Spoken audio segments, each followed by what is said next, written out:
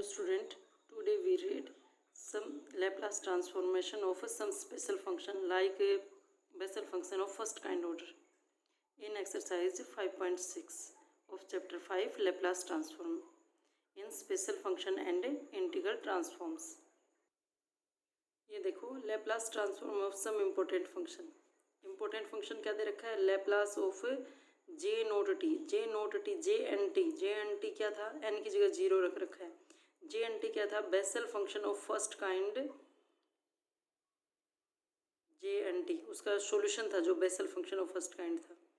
ये हमने second chapter में दे रखा है इसी बुक के सेकंड चैप्टर में। ये देखो ये तो बेसल इक्वेशन होती है X square D square Y by D X square plus X D Y by D X plus X square minus N square into Y is equal to 0। ये solution जब हमने फर्स्ट चैप्टर किया था तब बताया था ना कैसे सॉल्यूशन निकालते हैं इस टाइप की डिफरेंशियल इक्वेशन का। y को सॉल्यूशन मानकर चलेंगे y और क्या निकालना है फर्स्ट डेरिवेटिव सेकंड डेरिवेटिव निकाल दिया और इसमें पुट कर दिया। इसको पुट करने के बाद हमने इसका सॉल्यूशन फाइंड आउट कर दिया इंडिशियल इक्वेशन निकाल कर करवाया था ना फर्स्ट चैप्टर में कंप्लीट 8वां एक्सरसाइज में इसी टाइप से सॉल्यूशन निकालना दे रखा है। फिर देखो ये इसका सॉल्यूशन आ गया ux निकाल दिया vx निकाल दिया c1 ux c2 vx ये सॉल्यूशन आ गया। ठीक है ये हो गया सॉल्यूशन। और इस सॉल्यूशन में यहाँ पर ए नोट की वैल्यू लेकर चलेंगे क्या वैल्यू लेकर चलेंगे 1/2 की पावर n इंटू 1/γn+1 इस इक्वेशन में जो हमने निकाला था ना यहाँ पर ए नोट इस ए नोट की वैल्यू इक्वेशन 5 में। ठीक है ये वैल्यू ले ली देन दी सॉल्यूशन जो सॉल्यूशन निकलेगा इक्वेशन 5 से उसी को क्या बोलेंगे Bessel function of first kind order of N और किससे डिनोट करेंगे JNX से। ठीक है Bessel function of first kind of order N order तभी तो एन से लिखा है ना JNX। तो यहाँ से इसमें जब ये वैल्यू रखेंगे ए नोट की इन इक्वेशन 5 में इक्वेशन में रखने के बाद ए नोट की वैल्यू तब ये सॉल्यूशन क्या बन जाएगा ये देखो ये सॉल्यूशन बन जाएगा। ठीक है ये इसका एक्सपेंशन खोल रखा है ये याद रखना है क्योंकि जब ये क्वेश्चन आएगा ना लैप्लास ट्रांसफॉर्म निकालना तो अकेला यही दिया होगा Laplace transformation of J note या J1 या फिर JNX। ठीक है तो ये सॉल्यूशन हमें याद होना चाहिए JNX का सॉल्यूशन। ये देखो JNX ये सॉल्यूशन दे दिया उसका basal function of first kind of order n। लेकिन यहाँ लैप्लास किसका पूछा J नोट यानी n की जगह क्या रखना है हमें 0 रखना है। रख दो n की जगह 0 सब जगह n की जगह 0 रख दो क्या इक्वेशन बचेगी ये इक्वेशन बचेगी। ठीक है और ये क्या आ गया JNX लेकिन निकालना क्या है J नोट T तो n की जगह 0 रख के J नोट X निकाल दिया x की जगह अब क्या रखना है T रखना है आ गया ना J नोट T। ठीक है अब क्या निकालना है इसका लैप्लास ट्रांसफॉर्म। लैप्लास ट्रांसफॉर्मेशन में तो कुछ भी नहीं है ये देखो दोनों साइड लैप्लास ट्रांसफॉर्मेशन किया 1 का Laplace transformation 1/s T square का लैप्लास ट्रांसफॉर्मेशन T4 का T6 का यानी कि Tn Laplace of Tn is equal to n factorial divide by s की पावर n+1 यही होता है ना t की पावर n का लैप्लास ट्रांसफॉर्म। फिर आगे तो सीधा सिंप्लीफाई कर रखा है 1/s है सब में 1/s को कॉमन ले लिया। ये देखो अब इसको मॉडिफाई कर दिया जैसे -1/2 s स्क्वायर हो गया यहाँ पर भी s स्क्वायर का स्क्वायर हो गया और इसको सिंप्लीफाई करके इसको मॉडिफाई एक तो 2 से 2 कैंसिल हो जाएगा तो यहाँ से कैंसिल एक 4 से 4 कैंसिल हो जाएगा तो क्या बचेगा 1/2 इंटू 3/2 डिवाइड बाई 2 फैक्टोरियल।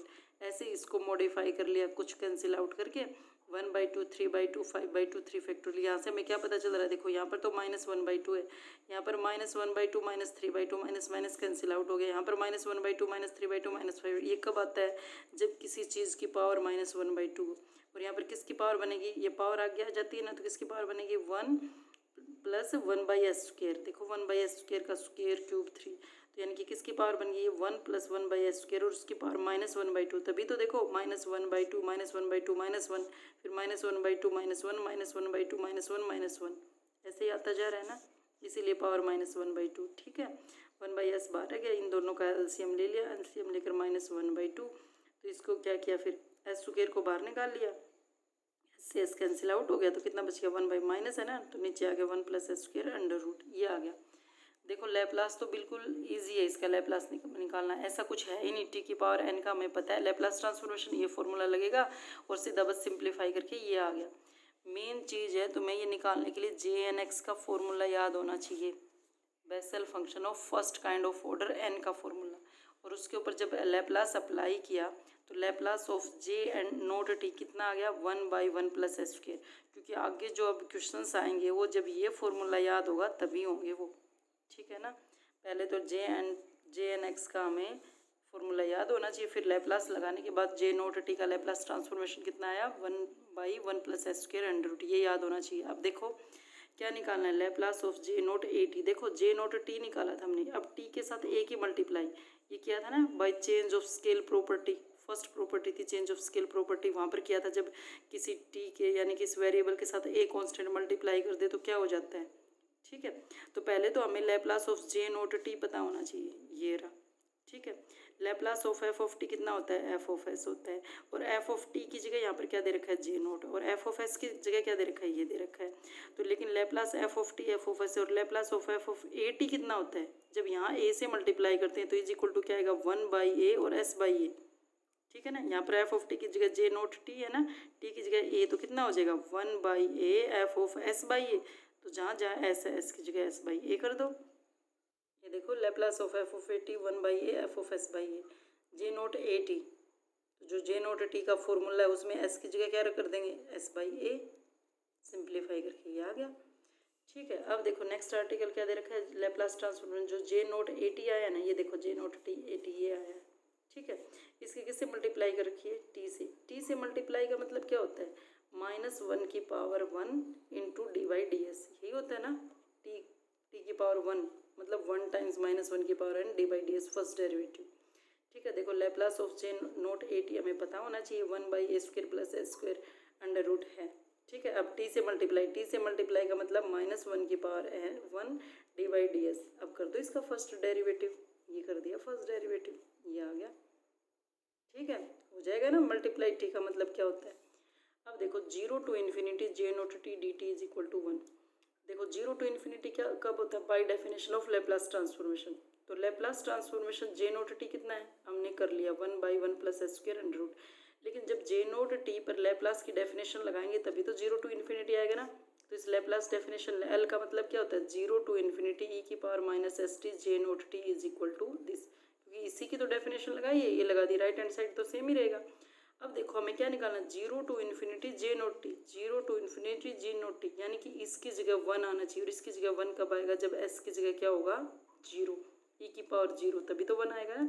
तो यानी s की जगह क्या लेना है 0, दोनों साइड s की जगह 0 लो, तो कितना आ गया देखो, s की जगह 0, 0 to ∞ J naught T, s की जगह 0 तो 1 का अंडर रूट 1 1 आ गया। यानी 0 to ∞ जे नोट टी की वैल्यू कितनी होती है, 1 होती है। ठीक है, अब आगे देखो क्या दे रखा है, to find the Laplace transformation of error function of root T. Error function, तो इसकी जगह लिख दिया ERF, मतलब एरर फंक्शन, किसका एरर फंक्शन निकालना है, रूट टी का। वेयर इसका निकालना है, जबकि हमें दे रखा है, क्या दे रखा है, 2/√π 0 to t e of -s² dx denotes error function f of T, नहीं सॉरी एरर फंक्शन टी।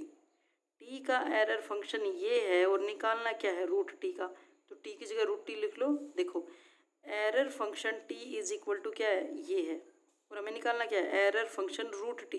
तो जो ये टी था ना, देखो ये टी था, टी की जगह क्या लिख लिया, रूट टी, सब जगह टी की जगह रूट टी लिख दिया।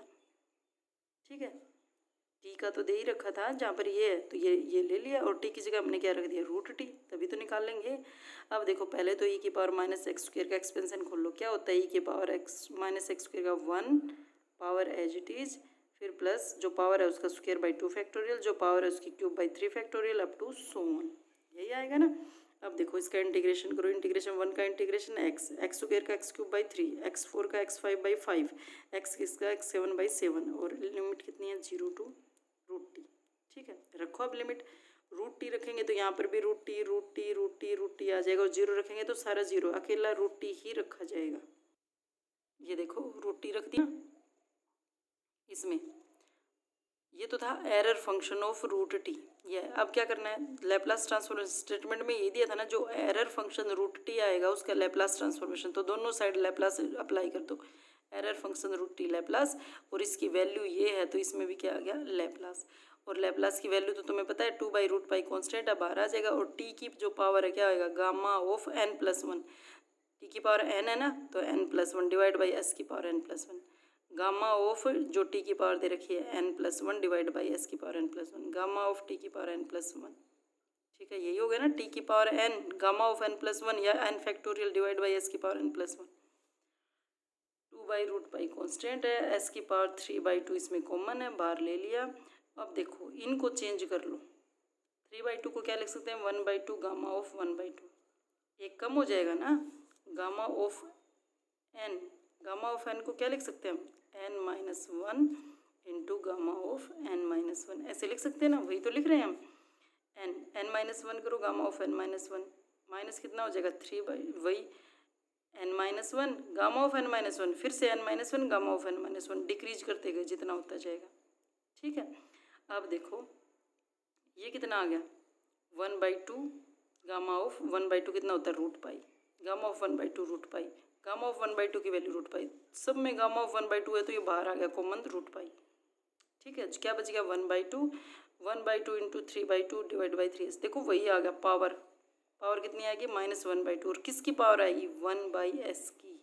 ठीक है ना, ये देखो ये सिंप्लीफाई हो गया, 1 - 1/2 यहाँ पर सिंप्लीफाई करके ये देखो किसकी पावर आ गई 1 + 1/s की पावर -1/2, पावर -1/2 होती तभी तो माइनस प्लस ऐसे चल रहा है।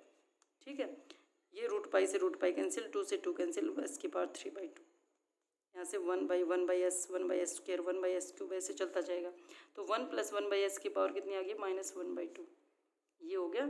और इसको सिंप्लीफाई बेस s हो जाएगा s + 1, तो ये माइनस है तो उल्टा हो गया, s की पावर 1/2 s + 1 √ ये आ गया। ठीक है, error function f of error function √t का लैप्लस ट्रांसफॉर्मेशन कितना आ गया 1/s इंटू s + 1 √। ठीक है, आज के लिए इतना ही, थैंक यू।